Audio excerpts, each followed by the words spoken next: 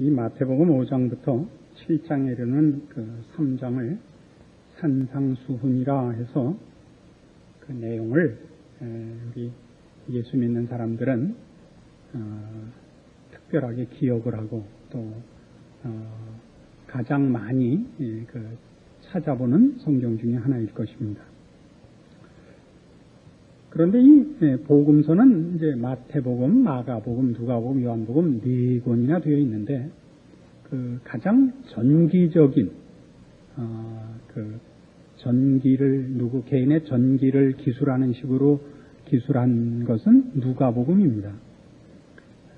그러니까 다른 그 특별히 요한복음이나 이 마태복음은 그 저자가 어떤 목적을 가지고 전기적인 기술을 한 것이 아니라 그 예수님의 생애 속에서 본인이 더 관심을 가지고 또 목표를 하는 것에 의해서 이렇게 골라냈단 말입니다. 주님께서 하신 일을 다 기록하면 그 요한복음에 기록된 대로 하자면 이 세상이라도 그 책을 둘 수가 없을 만큼 하신 일이 많으시다 이렇게 기록되어 있습니다. 그 중에서 어떤 목적을 가지고 이제 그 생애를 조명하고 이제 기록으로 남겼단 말이죠. 그런 시각에서 볼 때 마태는 이걸 유대인들을 그 염두에 두고 예수님의 생애 속에서 그 가르치고 시정하고 싶은 내용들에 중점을 뒀단 말이죠. 유대인들이란 지금 자기네들이 하나님의 백성이요.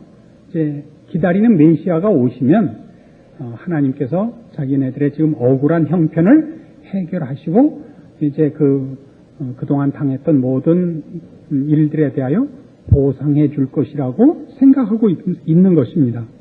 그래서 예수님을 메시아라고 생각지 않았고 자기네들도 예수 그리스도의 십자가가 필요한 죄인이라는 것을 이해를 못하고 있는 것입니다. 그래서 그들을 향하여 계속 하나님께서 원하시는 것이 무엇이냐?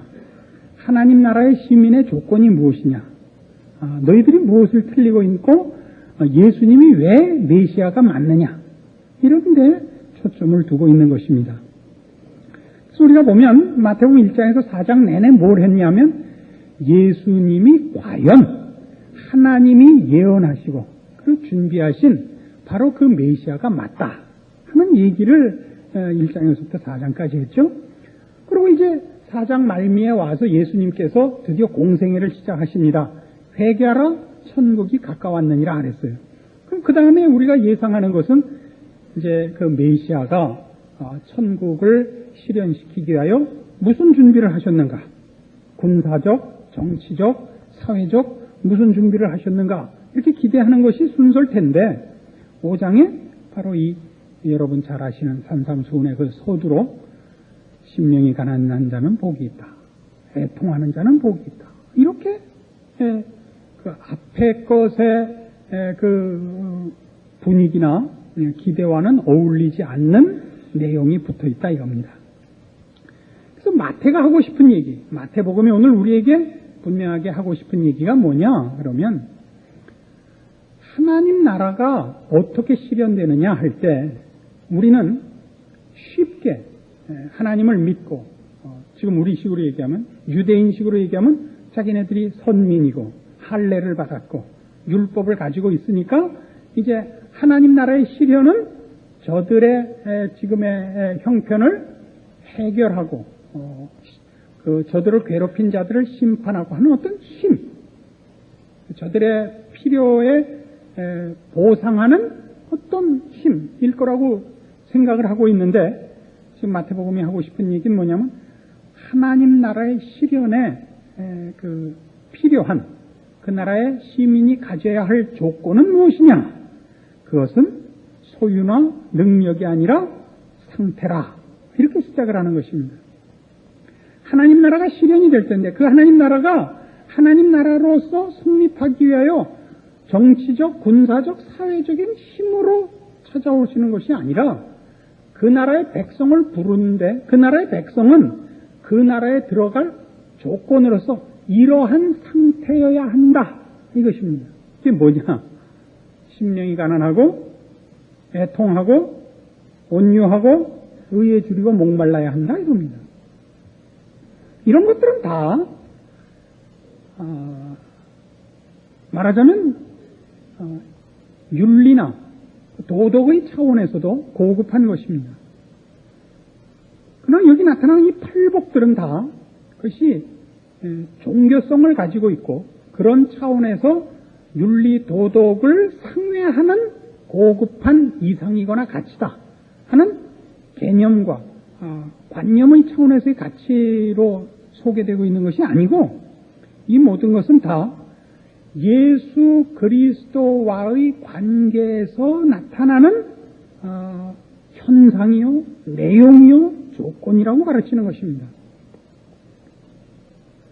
왜냐하면 이런 문제들, 심령이 가난하고 애통하고 온유하고 의에 줄이고 목마르고 긍휼히 여기고 하는 것들은 끝에 무엇으로 하나로 묶여지냐면 11절에 있는 바와 같이 나를 인하여 너희를 욕하고 핍박하고 거짓으로 너희를 거스려 모든 악한 말을 할 때는 너희에게 복이 있다.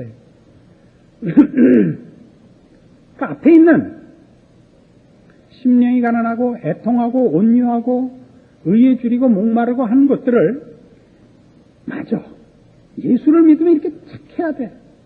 이쯤은 돼야 돼 하는 도덕적 가치로서 그 가치를 인정받으려고 하지 말라 말입니다. 기독교 신앙에 있어서 가장 오해하기 쉽고 우리 성도들이 자주 걸려 넘어지는 문턱이 뭐냐면 이런 윤리와 도덕적 차원에서의 가치들입니다. 여러분들이 가지는 모든 신앙은 말하자면 기도를 한다, 봉사를 한다, 성경을 본다, 전도를 한다, 뭐 양보한다 하는 것들은 그 자체의 도덕적 가치 때문에 신앙의 차원에서도 힘을 발휘하는 것은 아닙니다. 우리가 가지는 예를 들면 양보나 용서가 있다면 그것은 예수 그리스도와의 관계에서 발생한 내용이요 행동인 것입니다. 우리는 우리라는 존재의 상태가 변하지 않은 상태에서 선한 것들을 긁어 모으는 그런 존재가 아니고 우리에게서 발휘되는 행동하는 어떤 덕목들이 있다면 그것은 우리라는 존재가 바뀌었기 때문에 발생하는 열매다 이겁니다. 우리라는 존재가 바뀌었다는 게 뭐냐? 예수 그리스도를 닮고 예수 그리스도 안에 있고 예수 그리스도가 우리 안에 있어서 우리라는 존재가 개인이라는 내가 나의 주인이었던 존재로부터 예수 그리스도가 나의 존재의 중심이 된 존재로의 변화, 이것이 만들어낸 결과로서 이런 어떤 종교적이건 윤리적이건 도덕적인 어떤 것들이 발생한다 이겁니다. 이건 같은 마태복음 7장에서도 이미 우리에게 언급되는 내용입니다. 마태복음 7장 16절을 보십시오. 마태복음 7장 16절. 그의 열매로 그들을 알지니 가시나무에서 포도를 또는 엉겅퀴에서 무화과를 따겠느냐. 이와 같이 좋은 나무마다 아름다운 열매를 맺고 못된 나무가 나쁜 열매를 맺나니 좋은 나무가 나쁜 열매를 맺을 수 없고 못된 나무가 아름다운 열매를 맺을 수 없느니라. 아름다운 열매를 맺지 아니한 나무마다 찍혀 불에 던지우느니라. 이러므로 그의 열매로 그들을 알리라. 여기서 말하는 열매는 그 나무의 나무된 상태가 만들어내는 필연적인 결과입니다. 감나무에서 감이 열리고 배나무에서 배가 열리고 포도나무에서 포도가 열리는 것과 같습니다. 그러니까 성경이 우리에게 어떤 것들, 말하자면 사랑하라, 용서하라, 불쌍히 여기라, 이런 것들은 우리라는 존재가 그런 것들을 열매로 만들어내는 존재로 바뀌었기 때문에 생기는 일들을 말하는 것입니다. 예를 들면 이런 거예요. 우리의 신앙이 이런 일들을 본인이 바뀐 상태, 바뀐 존재로서 만들어낸 열매로 갖지 못하고 본질적인 변화 없이 그런 열매들을 긁어 모으는 짓들을 할 수 있다는 것을 알아야 됩니다. 어떻게요? 기도를 하고 전도를 하고 봉사를 할 수 있습니다. 근데 그때 그가 하는 이런 어떤 헌신이든 무슨 종교적인 어떤 열심들이든 어떤 행동들이 본인의 본질적인 변화가 아닌, 그래서 필수적인 그 존재의 변화에 따른 필연적인 열매가 아니고 변화 없이 열매를 긁어 모은 행동에 불과할 때는 그가 한 이런 모든 것들이 예수 그리스도를 닮은 모습으로 가지를 않습니다. 기도 많이 하고 댕댕거리는 사람은 교회 안에 얼마든지 있습니다. 전도 많이 하고 댕댕거리는 사람도 얼마든지 있습니다. 예수를 믿는다는 것은 예수를 믿는 것이 수단이 되고 방법이 되는 것이 아닙니다. 기독교가 가지는 신앙은 우리가 또 고급한 어떤 이상과 개념과 수준에 가자는 얘기가 아닙니다. 기독교 신앙의 핵심은 예수를 알고 예수와 관계를 맺겠다는 겁니다. 예수라는 분이 언제나 중심인 것입니다. 심령이 가난하고 애통하는 모든 것을 하나로 묶으면 예수와 관계를 맺었기 때문에 발생하는 상태요. 그래서 이런 일들을 세상이 반대한다는 것이죠.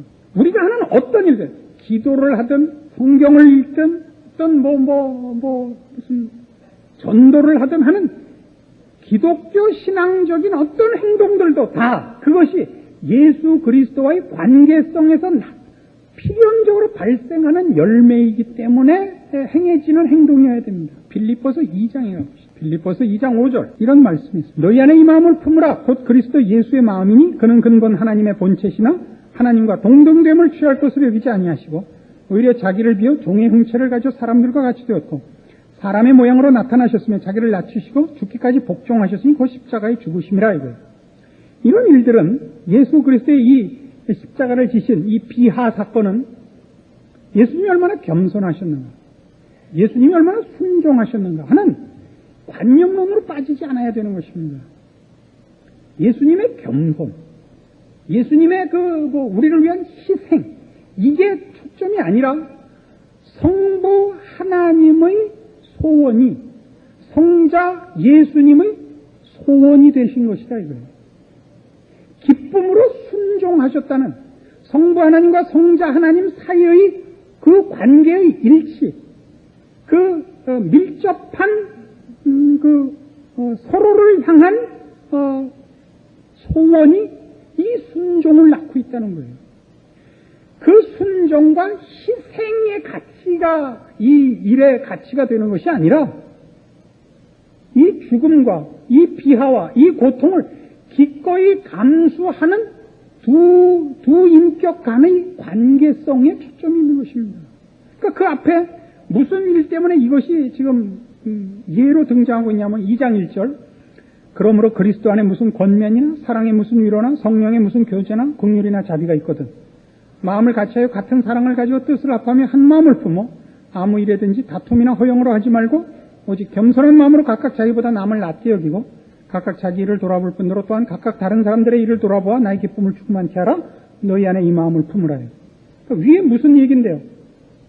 좋은 일 할 때 댕댕거리지 말고 옳은 일 할 때 댕댕거리지 말라거든요. 여러분 가만 보세요.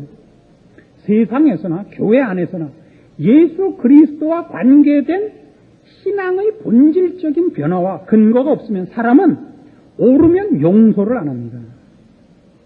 지가 맞았을 때 양보하는 사람은 없습니다. 맞았으니까.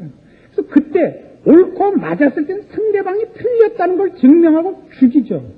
그러니까 내가 옳은 것 때문에 상대방이 틀린 걸 밝혀내야 되고 그리고 그 틀린 것을 밝혀내서 고치자는 게 아니라 죽여야죠. 그러니까 신앙 아닌 것에서의 옳고 그름은 신앙 아닌 것, 신앙이 없는 곳, 기독교 신앙 없는 곳에서의 윤리와 도덕은 결국은 심판의 기준 갖게 되지 않습니다. 그러니까 기독교 안에서의 이런 덕목들은 그리스도 예수 안에 있는 성품입니다. 우리의 옳음은 틀린 것을 고쳐내기 위한 옳음입니다. 그래서 이 옳음은 용서하고 기다리고 희생하는 것으로 가는 겁니다. 내가 맞고 너 틀렸다라는 심판으로 가지 않습니다. 그러니까 언제나 그 중심에 예수 그리스도가 있는 겁니다. 우리가 아직 죄인 되었을 때 우리를 위해 이 땅에 오시고 우리를 위해 십자가를 지신 예수로 말미암는 것입니다. 그래서 예수를 믿는다는 것은 예수를 잡는 것이요, 예수 안에 있는 생명을 소유하는 것이요, 예수님의 인격과 성품에 동참하는 것입니다. 우리의 기도를 보십시오. 기도는 주문과 다릅니다. 주문은 뭐라고요? 대상이 없죠. 그 주문을 외우면 누가 듣고 누가 반응을 하는지 모릅니다. 결과를 얻는다는 것만 압니다. 이게 주문이죠. 기도는 다르죠. 기도는 뭐예요? 우리가 믿는 대상에게 나의 소원을 호소하는 겁니다. 설득만 하는 것이 아닙니다. 내가 주를 위하여 이만저만한 열심을 가졌습니다. 그러니까 주님께서 이렇게 해주셔야 됩니다. 이렇게 조건을 제시하여 결과를 받아내는 것, 이것만 있지 않습니다. 그런 것도 있을 수 있습니다. 그러나 기도에는 이게 있어요. 억지가 있죠. 내가 이런 걸 요구할 아무 조건도 없고, 조건이 없을 뿐만 아니라 맞아도 싸지만, 그러나 하나님은 인생이 아니지 않습니까? 이게 은혜롭고 긍휼을 하시고 찾아오면 외면하시지 않겠다고 하시지 않았습니까? 이런 바지 붙잡고 늘어지는 대목이 있단 말이에요. 그래서 하나님께서 우리가 그 보상을 받을 자격이 없지만 하나님의 긍휼과 자비와 신실하심과 능력으로 보상하시는 것이 있죠. 이게 뭐예요? 기독교란 이런 어떤 원칙이고 법이고 이런 무인격적인 법칙의 종교가 아니란 말이에요. 그 중심과 그 최고의 권위에 생각하시고 결정하시고 생명을 다루시고 복 주시기를 기뻐하시는, 살아 움직이시는, 행동하시는, 그러나 긍휼하시고 신실하신 우리의 주인이 계시단 말입니다. 이걸 놓치면 기독교는 그저 도덕 강자가 되는 것입니다. 그래서 실제로 신앙생활을 하다 보면 안 믿는 사람들이 훨씬 경우와 상식에서 우세하고 믿는 사람들이 억지가 많습니다. 그런 억지가 어디서 생겼어요? 우리가 믿는 하나님의 긍휼과 자비라는 그런 이해 속에서 생긴 것이죠. 그래서 이 모든 것들, 예를 들면 마태복음 5장으로 돌아가셔서 48절 보세요. 마태복음 5장 48절. 그러므로 하늘에 계신 너희 아버지의 온전하심과 같이 너희도 온전하라. 완전을 요구합니다.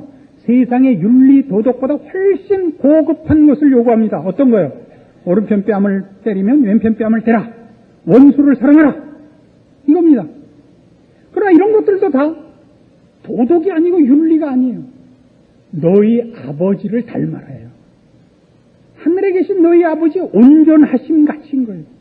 내 아버지를 닮아라요. 이게 성경이라고.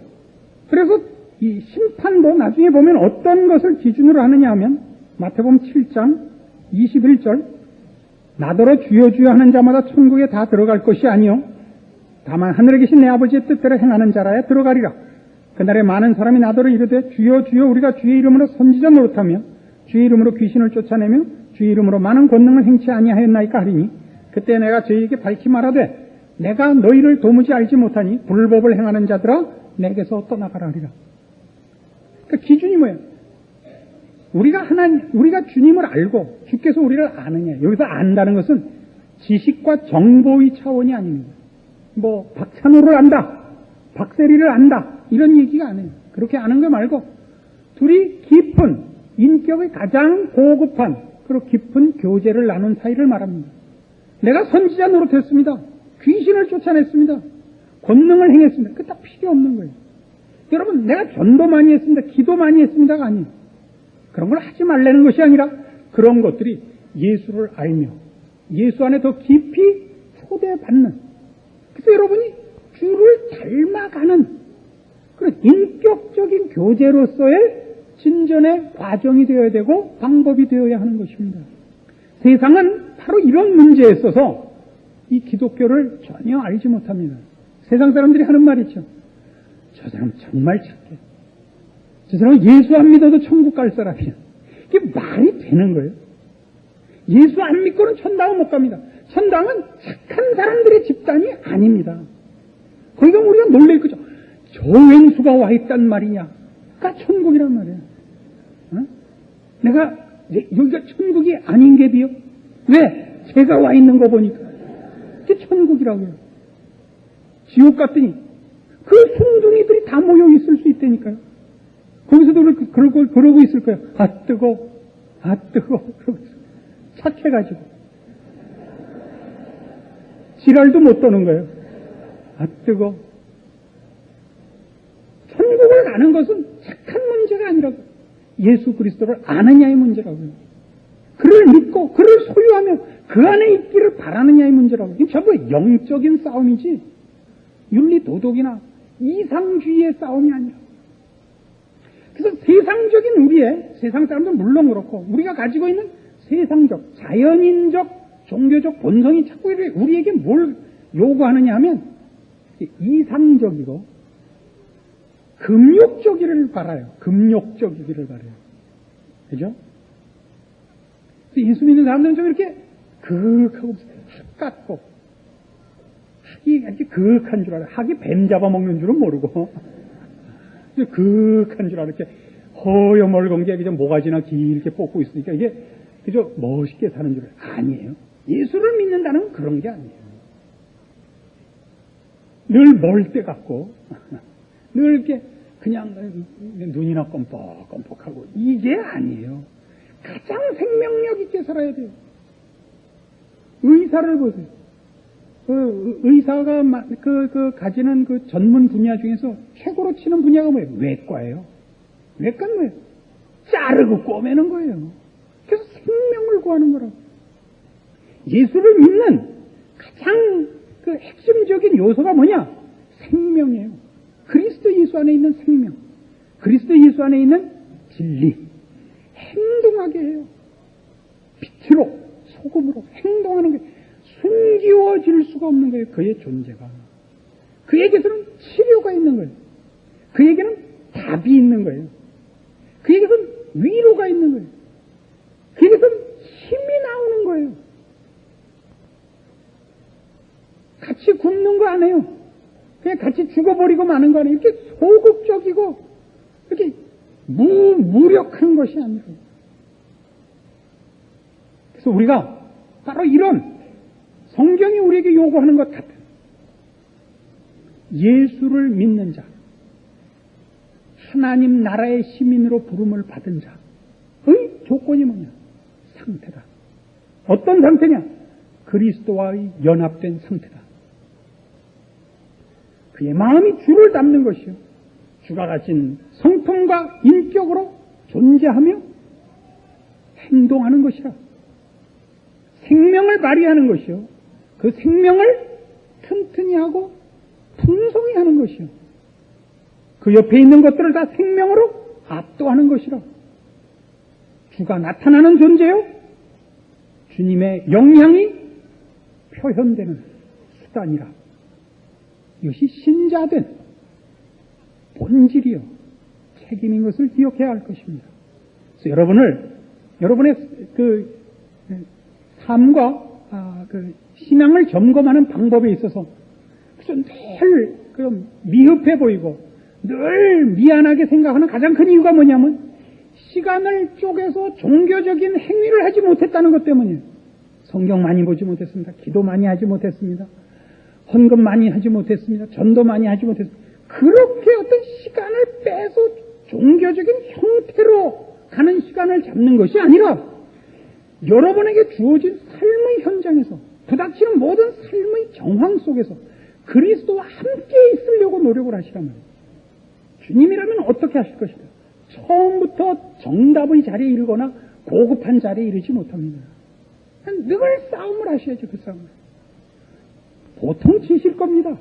신자로서의 반응에 실패하실 겁니다. 그래서 애통해 하셔야죠. 애통하는 자인 겁니다. 우리가 좀 더 자세히 팔복을 연구하면서 그 부분들을 더 살펴보겠습니다만 우리의 신앙 행위라는 것 또는 신앙의 발전이라는 것은 우리의 삶의 고단함이나 바쁜 것 때문에 방해받지 않습니다. 우리가 근본적으로 우리의 신앙을 어떻게 키우느냐, 채우느냐 하는 것들에 대해 오해했기 때문에 나타난 일들이라 얘기할 수 있습니다. 매일 여러분이 처한 삶의 그 현장에서 주님을 모시고 신자답게 사는 방법에 대해 생각하시고 노력하시고 시도하셔야 됩니다. 그러지 않으면 눈물이 없고 한숨이 없게 되고 그것이 없으면 고칠 수 없게 되고 목적지에 도달할 수 없습니다. 이런 모든 것을 접어놓고 어디 이렇게 단절된 장소에서 보호받는 장소에서 신앙적인 행위만 하고 있으면 그것으로 마음이 안심이 되는 이런 말도 안 되는 유혹과 사기에서 벗어나십시오. 기도하십시오. 하나님 아버지 은혜를 감사합니다. 우리의 신자된 것, 그리스도와 함께 있는 것 확인했습니다. 무슨 큰 일을 하고 무슨 멋있는 모습을 하여 성도된 표를 내는 것이 아니라 나의 변화된 본질이 주를 닮고 주님의 성품으로 채우는 싸움을 해야 옳습니다. 가난한 심령 위에 애통하며 온유하며 의에 줄이고 목마른 싸움들을 해야 할 것이며 그것들이 우리의 신자된 표요. 그리고 그 모든 것이 채워지기까지 우리 하나님 우리를 인도하시고 채우시고야 말 것이라는 신앙 속에서 하루하루를 순종과 충성과 승리를 향하여 나아가는 우리들 되게 하여 주시옵소서. 예수님의 이름으로 기도합니다. 아멘.